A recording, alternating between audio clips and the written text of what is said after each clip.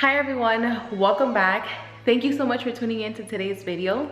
So today we'll be working on more suspension parts for the Shelby GC350. And I know some of you may ask, why do I keep working on improving suspension since this car is already a great handling car from factory? And yes, I agree, it is a great handling car, but I do feel that there's always room for improvement, especially because I do take this car to the track often and I have noticed a huge improvement ever since I started working and upgrading suspension. So the suspension parts that we will be upgrading today will be toe links, vertical links, and end links.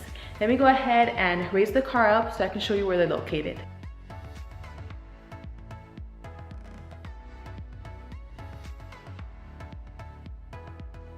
Okay, so now that the car is raised, we can go under and I can show you the parts.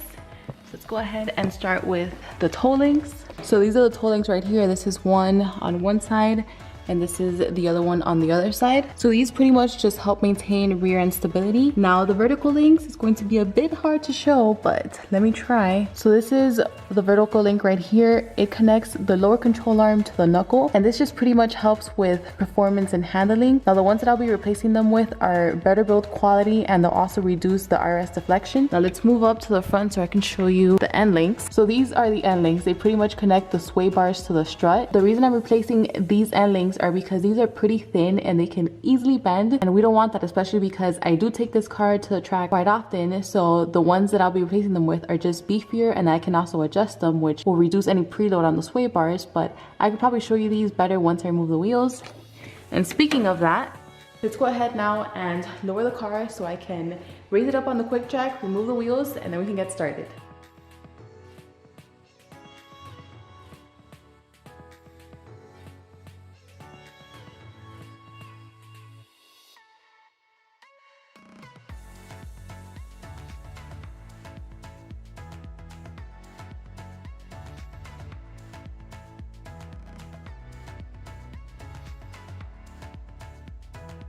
So now that the wheels are off, you can have a better view of the vertical link. So this is it right here. It has two bolts. The first one uses a 15 and then the bottom one uses an 18. Hopefully they come off easily. And let me show you the end links. So this is the end link right here. And this one's pretty easy to take off. It has two nuts and they both use an 18. So now let me show you the parts that I'll be replacing these with.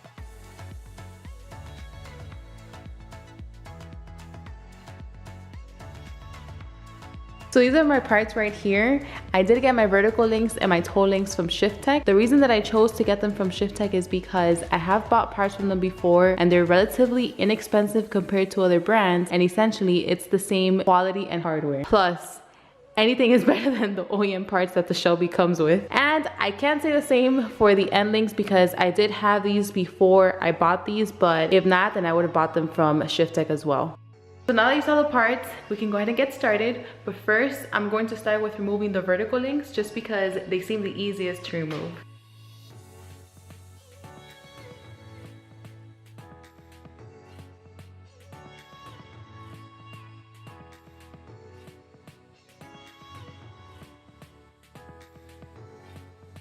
So these are the two vertical links side by side. This is the OEM one, and as you can see, this is a very thin piece of steel and it also has rubber bushings. Meanwhile, this one is just better quality. It's made out of aluminum and it has Delrin bushings. So now I'm gonna go ahead and apply some grease to the bushings and get these installed.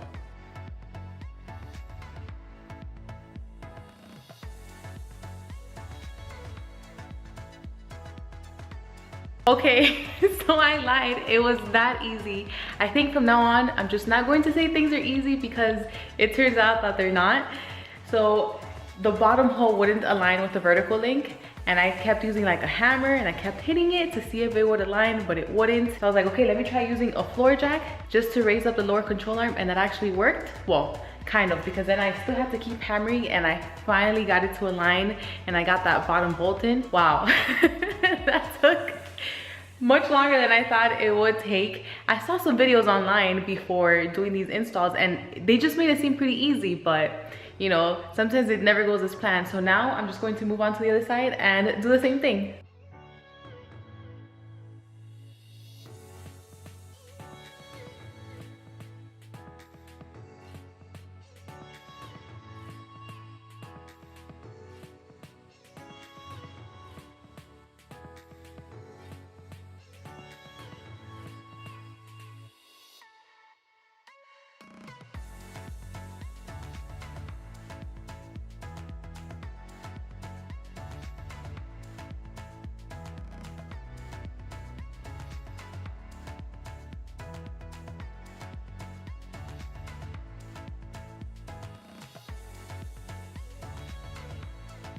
So now I'm done with the right side, and I did struggle, so I ended up just stopping halfway, rewatching the videos, and it turns out that you had to use the floor jack first just so it can stay aligned, and then you can remove the vertical link and then add the new one in and you won't have any issues. So my mistake was on the left side, I actually removed the vertical link, then use the jack and then put the new one in. Let me tell you, you will struggle, so you don't want to do it that way. But that was just my mistake because I ended up skipping through the videos and missing that part, but lesson learned. So now I'm just going to move on to the end links. That should be pretty easy. I've done it before when I did the lowering springs and the sway bars. Once we're done with that, then we can get it started with the toe links.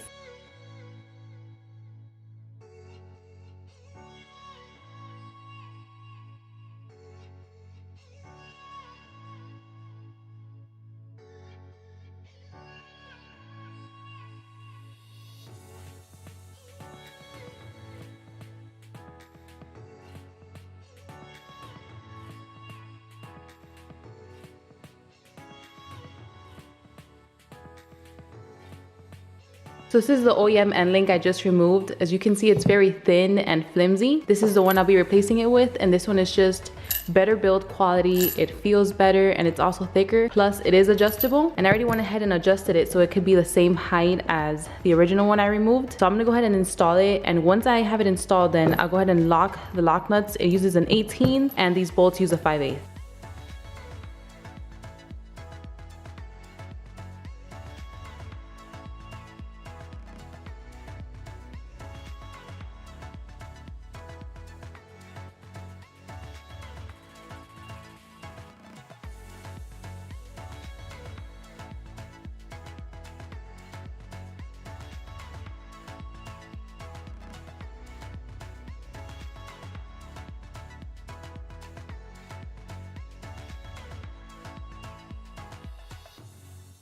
The end links are now installed on both sides. It was pretty easy, just as I mentioned before. I also went ahead and torqued them to spec. So now we can just go ahead and raise the car up so we can get started on the toe links.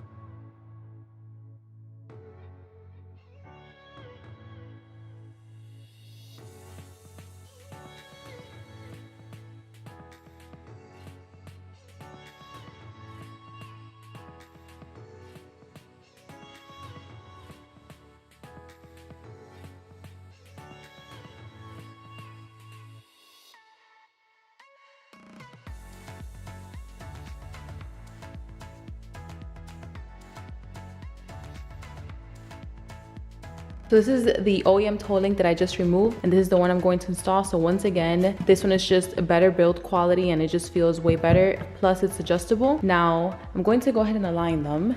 So I'm just going to take these bolts, and then I'm just going to put the rear one through these holes just to make sure it's perfectly aligned with the OEM one. And then the same with this other bolt down here. I'll just go ahead and adjust it, and then once they're installed, I'll go ahead and lock this too. Okay, so then we should be done with that installation, and then we can put the wheels back on the car, lower it, then we should be all done. So I'll see you guys then.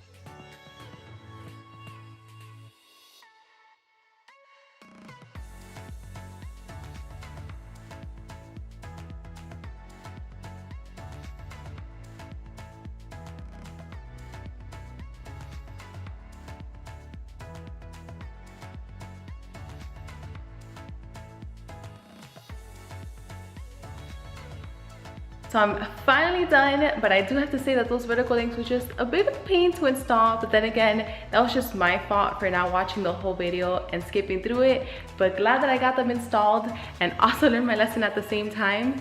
I'm also a big fan of how the toe links and the end links look. I can't wait to test it out. I know this is just going to improve overall how it feels and the ride quality, especially at the track, which is next weekend, so I'm already counting down the days. And I also want to say that I'm sorry for not posting. I just wasn't feeling well, but I'm all good now, so I'm back to regular posting. So thank you so much for watching.